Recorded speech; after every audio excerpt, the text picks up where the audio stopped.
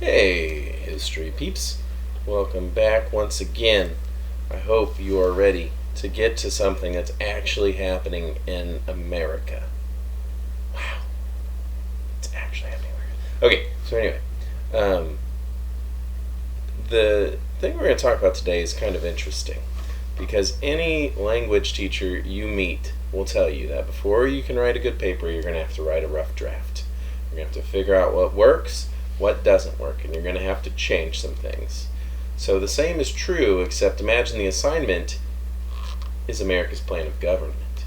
We're going to talk about our first constitution. It's actually called the Articles of Confederation, whereas our current constitution is called the Constitution with a capital C. I'm using the word constitution with a lowercase c. It's very obnoxious, but it's kind of the only way to talk about this stuff.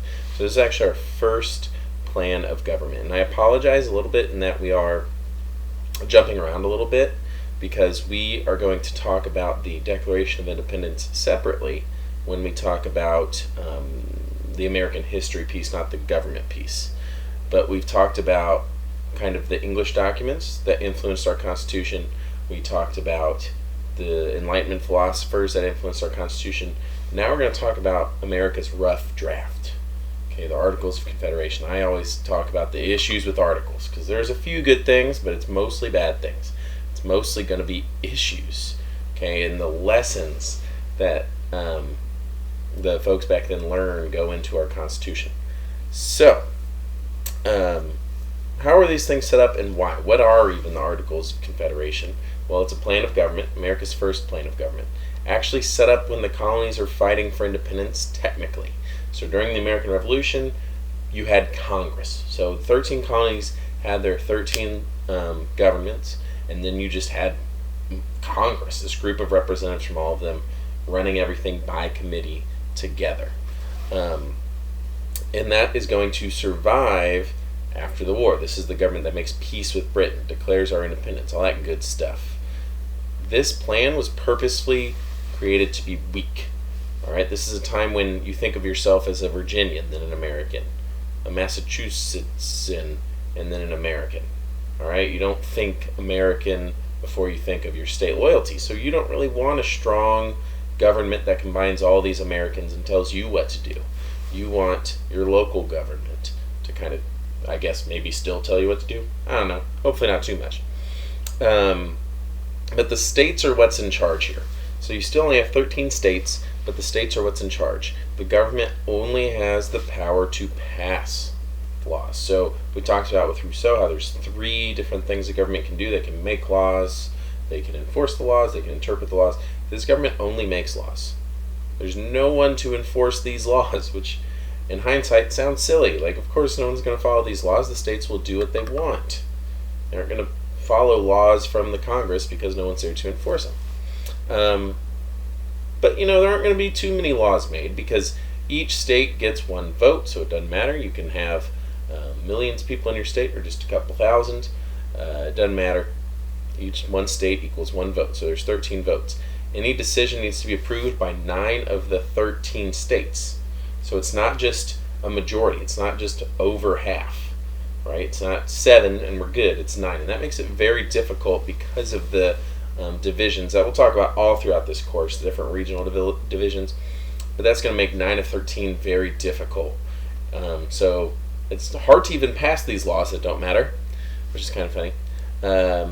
It's a pretty terrible idea because Congress is just going to be spinning its wheels all the time, never able to come to a consensus. When we were fighting the British and everyone kind of agreed in a broad way what needed to be done, they could compromise and work it out, but after that, it didn't work so well. But again, some states don't mind this.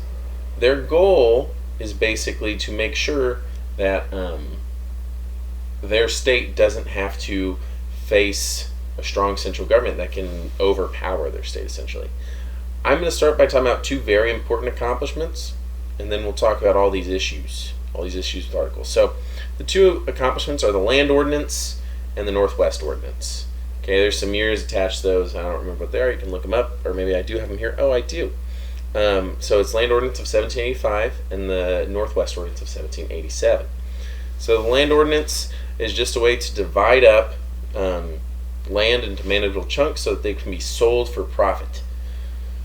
This was pretty much the only way Congress had to reliably make money at the time, so it's very important.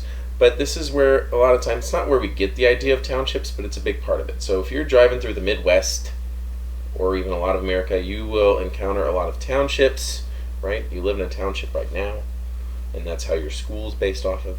That idea actually goes all the way back to this time. Setting aside part of that land and that profit to support a school goes all the way back to that time. Okay, so we're going to have an orderly-ish expansion west. We aren't just, it's going to be planned. That's a very big deal, actually, believe it or not, and how our country is going to look, how the cities look, the towns look, the farms look, all that stuff. And you can still see this if you're flying in a plane. You can actually see all the dividers and fields, and a lot of times it looks kind of like a grid, a whole bunch of squares. So yeah, that is a good thing the article does. It's how are we going to take this land that just belongs to the federal government, and we'll talk about when we get to the history part this year. There's a bunch of land, and actually I'm going to talk about some of it right now, but there's a bunch of land that we have that's not part of the 13 original states. And the Northwest Ordinance of 1787 also makes another important point. America's not going to set up colonies out of all these lands. It's not going to just make its states bigger and blob them out. We're going to have new states. Okay, and there will be some exceptions much later in American history to the whole no colonies thing, which usually isn't considered to be like great. But it is, for this part, very important. It doesn't matter if your state was the first one in the Union or if your state was the last one in the Union. They have equal representation in the central government. They have the same amount of power.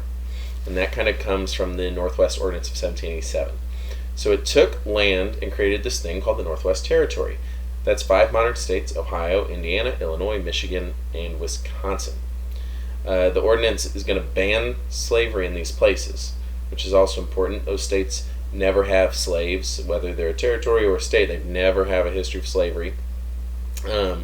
And it sets up a territorial government for those places, and it sets up how they will become states, which we'll talk about later in this class, either in a companion lecture to this or when we get to some of the history stuff later. But long story short, the process set up here by the Articles of Confederation is used to welcome states into the Union from here on out. Only a few times it gets accelerated, or it's a little different. See Texas for how it can be a little different. But overall, it's going to always be, you become a territory, then you become a bigger territory, and you get certain size of government and privileges, and then you become a state. Okay, so let's get to the problems. I'm done talking about the good stuff. That's snooze. I want to talk about everything going wrong.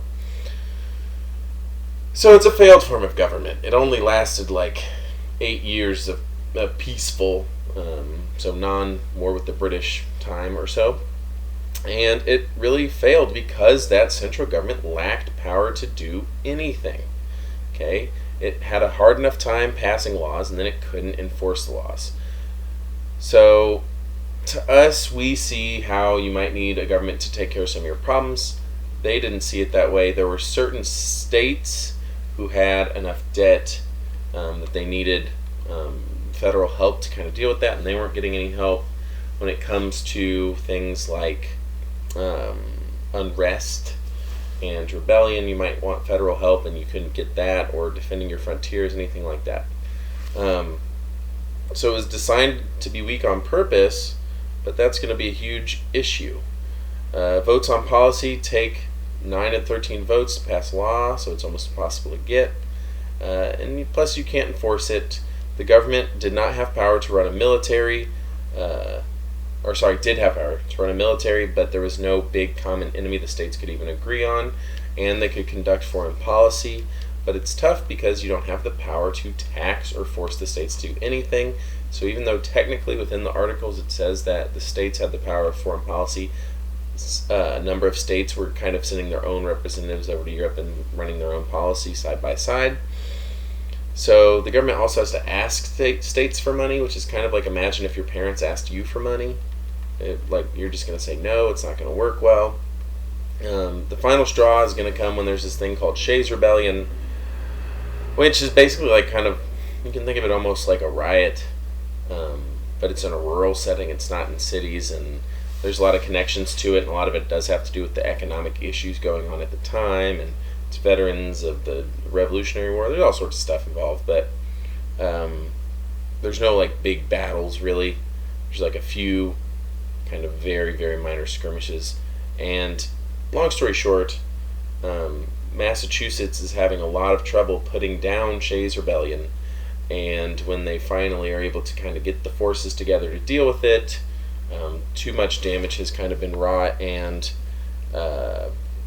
they figure it out, but they were asking for help from the federal government the whole time, and they couldn't get the states to all agree to send an army to go help. So it basically showed that the Articles are incredibly weak, and that you can just start wrecking stuff and tarring and feathering tax collectors and all this stuff and get away with it.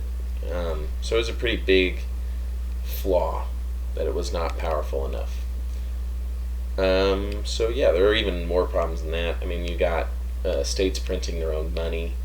You have states starting to throw up tariff barriers on each other. So if you want to take a good from North Carolina to Virginia, it's going to be taxed, and that just brings all your trade to a stop and isolates all these economies that actually do rely on each other, even though politically they don't want to admit it.